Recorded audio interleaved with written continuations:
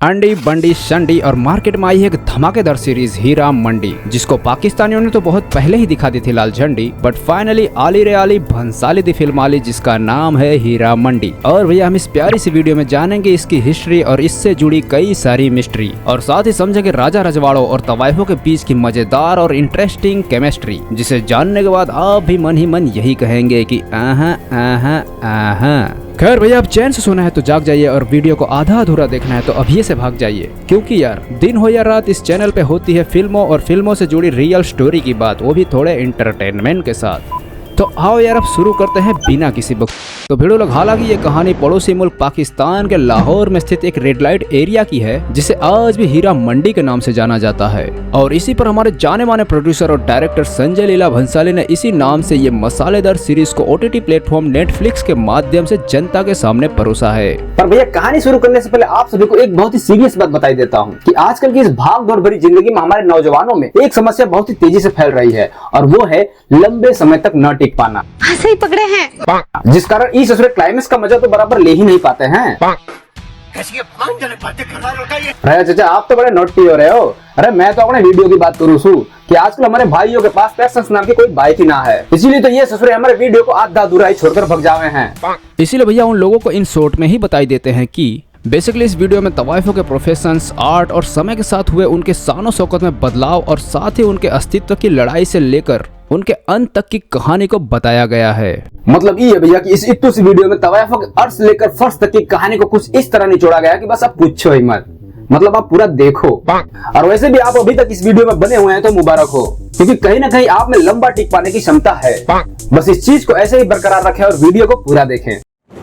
खैर अब देखो यार, आम बोलचाल की भाषा में तवाइफ का मतलब नाचने गाने वाली महिला को कहा जाता है, जो राजा रजवाड़ों का मनोरंजन करती थी। और मुगल काल तक तो इन तवाइफों का इतना भौकाल हुआ करता था कि बस पूछो ही मत। और भैया हो भी क्यों ना, इन लोगों में तमीज और तहजीब के साथ साथ शास्त्रीय संगीत, कथक, मुजरा नृत्य, कविताएं और शेर व शायरी जैसी ऐसी कई कलाएं इनमें कूट कूट कर भरी हुई थी, जिस कारण बड़े से बड़ा राजा इनकी इन कलाओं का कायल हुआ करता था। ये लोग बादशाहों के शाही महोत्सव में 4 चांद लगा दिया करती थी। और भैया इन तवाइफों को इज्जत और शोहरत तो इतनी मिला करती थी कि आजकल के फिल्मी सितारे तक शर्मा जाएं। मतलब ये एंटरटेनमेंट का व्यापार इतना चलता था कि आप इस कारोबार का अंदाजा बस इस बात से लगा लीजिए कि कहीं कहीं राज के खजाने में मैक्सिमम टैक्स ये तवाइफें ही दिया करती थी। अब वो क्या है ना भैया कि पहले के जमाने में सेलिब्रेशन और एंटरटेनमेंट के नाम पे ज्यादा कुछ था भी तो नहीं। पहले के जमाने में हम सब लोग मिलकर जंगलों में शिकार करते और सेलिब्रेशन के नाम पे झिंगा लाला हू वाला डांस कर लिया करते थे। फिर राजा महाराजाओं का दौर है और वो लोग छोटी मोटी लड़ाई जीत कर सब लोग मिलकर टेंगे टेंगे वाला डांस कर लिया करते और ऐसे ही खा बुझाकर बत्ती बुझाकर सो जाया करते थे। अब कहां से कि उन दिनों मोबाइल या कंप्यूटर तो था नहीं कि लोग कच्चा बादाम जैसी वीडियो को देखकर अपना जी बहला लेते। बस इसीलिए भैया इन राजाओं ने सोचा कि अब बहुत हुआ ससुरा, और तब जाके ये लोग अपने मनोरंजन के लिए तवाइफों को बुलाने लगे और उनसे लाइव कच्चा बादाम जैसा डांस करवा के मजे लेने लगे। खैर भैया, जोक सपाट पर आज भले ही तवाइफों को किसी और नजर से देखा जाता है, पर आपको बता दें कि अंग्रेजी शासन से पहले तक तवाइफों को बहुत ही सम्मान भरी नजरों से देखा जाता था। वो तो इन फिरंगियों के आने के बाद इनके आर्ट और इनके गुणों का पूरी तरह से गुड़गोबर कर दिया गया और इनकी कलाओं का पूरी तरह से गला घोटकर इनको धीरे धीरे वेश्यावृत्ति की तरफ ढकेल दिया गया।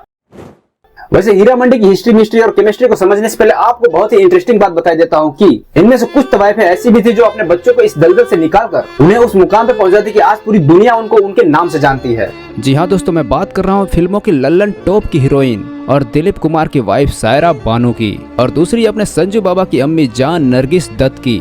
दोस्तों आपको जान के हैरानी होगी कि सायरा बानो की नानी शमशाद बेगम यानी छमिया बाई एक तवाइफ थी। कहते हैं उनका दिल्ली में एक अपना कोठा हुआ करता था, जहां बड़े बड़े राजा रजवाड़ा और अंग्रेजी अफसरों का आना जाना लगा रहता था। वहीं दूसरी तरफ नरगिस दत्त की मां यानी संजू बाबा की नानी जद्दन बाई भी इलाहाबाद यानी प्रयागराज के नजदीक चिलबिला गांव में एक मशहूर तवाइफ हुआ करती थी।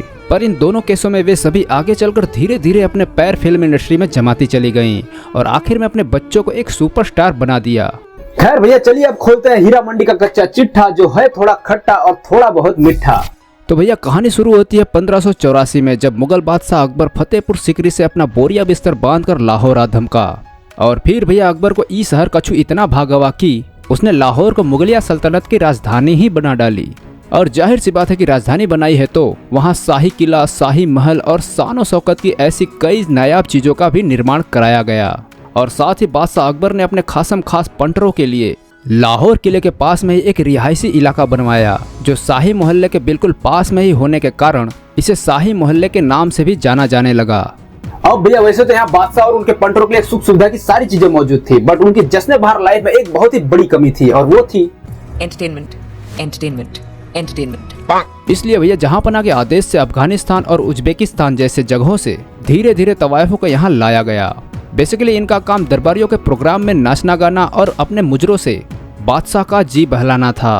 और भी आजकल की तरह ये कोनो कच्चा बादाम जैसा मुजरा नहीं हुआ करता था, बल्कि इन तवायफों को नाच गाना सिखाने के लिए बाकायदे उस्ताद रखे जाते थे। मतलब उन्हें प्रॉपर ट्रेनिंग देके अच्छे से तराशा जाता था। बोले तो बिल्कुल प्रोफेशनल वाला मामला हुआ करता था भाई। और यही नहीं, अभी और सुनिए, और उस टाइम इन तवायफों की ये पोजीशन हुआ करती थी कि लोग अपने यंग बच्चों को तहजीब और शिष्टाचार सिखाने के लिए स्पेशली इनके पास भेजा करते थे। मतलब आप इस बात से उनके सोशल स्टेटस का पता लगा ही सकते हैं कि उन दिनों उनको और उनके आर्ट को कितना सम्मान दिया जाता था। अब हालांकि मुगल काल में तवायफों और शाही मोहल्लों की ये शानो शौकत बरकरार रही, लेकिन 18वीं शताब्दी में नादिर शाह और अहमद शाह अब्दाली जैसे अव्वल दर्जे के लुटेरों ने लाहौर पर आक्रमण करके यहाँ की सारी शानो शौकत को तहस नहस कर दिया। आक्रमण के बाद अकबर और उनके पंटर लोग तो निकल लिए और पीछे रह गया अकबर का बनाया हुआ शाही मोहल्ला और वे बेचारी तवायफ है। इन लुटेरों ने शाही मोहल्ले को धीरे धीरे जिस्म फरोशी का बाजार बना दिया। इस तरह लाहौर में पहली बार वेश्यालय बनने लगे। याद रहे कि तब तक तवायफ होना और वेश्या होना दोनों अलग था, पर अब आलम यह था कि ये बागड़ बिल्ले जहां भी हमला करते वहां से छुरियों को उठा लाते और लाहौर में बने वेश्यालय में धकेल दिया करते थे, जिस कारण तवायफों का चैप्टर पूरी तरह क्लोज हो गया। लेकिन किंतु परंतु बंधु पिक्चर अभी बाकी है मेरे दोस्त, क्योंकि जो बोले सोन यार सत श्री अकाल। जी हाँ दोस्तों, अफगानों के बाद लाहौर पर सिखों का राज कायम हुआ और महाराजा रणजीत सिंह के दौर में तवायफों की संस्कृति एक बार फिर से कायम हुई। और भैया कुछ किताबी कीड़ों का तो ये भी मानना है कि महाराजा रणजीत सिंह जी इन्हीं में से किसी एक तवायफ के इश्क में पड़ गए थे, जिसके लिए उन्होंने शाही मोहल्ले के पास में ही एक बेशकीमती घर बनवाया था। और अपनी इसी मोहब्बत के लिए उन्होंने लाहौर में एक प्यारी सी मस्जिद बनवाई थी, जिसे मस्जिद तवायफ भी कहा जाता था।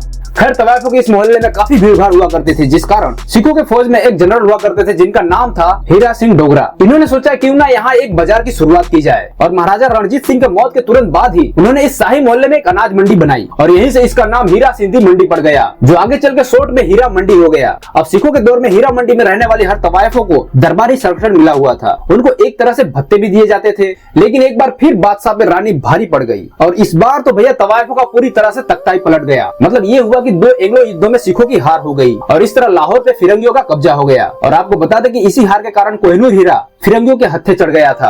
अब भैया अंग्रेज तो खुद यहाँ पैसे छापने आए थे, तो काहे को तवायफों को भत्ता देते। और जब तवायफों का धंधा और भत्ता दोनों बंद हो गया तब उनके खाने के लाले पड़ने लगे और तब जाके मजबूरन उनको अपनी रोजी रोटी की खातिर जिस्म फरोशी के धंधे में उतरना पड़ा।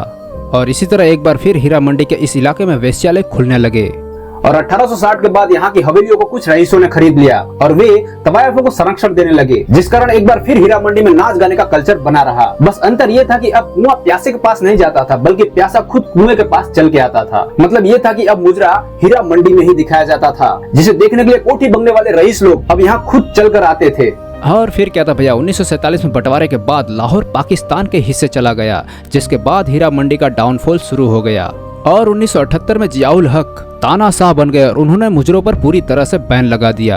और आज आलम यह है कि तवायफ के पैसे की जगह वेश्यावृत्ति ने ले ली है और कभी लाहौर की शान समझे जाने वाली हीरा मंडी आज की डेट में एकमात्र वेश्यालय बनकर रह गई है। खैर दोस्तों, ये छोटी सी वीडियो आपको कैसी लगी ये कमेंट बॉक्स में जरूर बताना। और हाँ, वीडियो को पूरा देखने के लिए आप सभी का दिल से धन्यवाद।